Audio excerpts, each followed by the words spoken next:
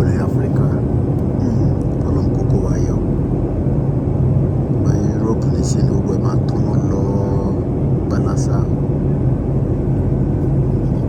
Koikimedia bringing the world closer to your doorsteps.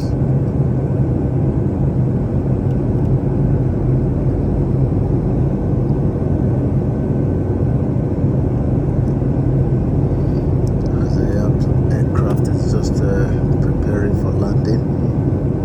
It's been a beautiful journey all the way from another continent coming into a beautiful continent, which is Africa.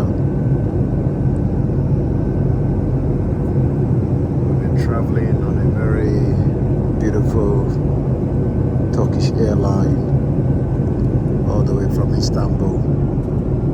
And right now we're just arriving into Africa.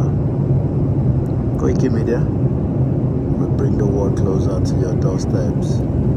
Africa will be great. Yoruba nation will eventually become the beacon of Africa one day, where there will be 24 hours electricity across every part of Yoruba land, welfare, education, security, top paramount, good economy, great citizens, great currency.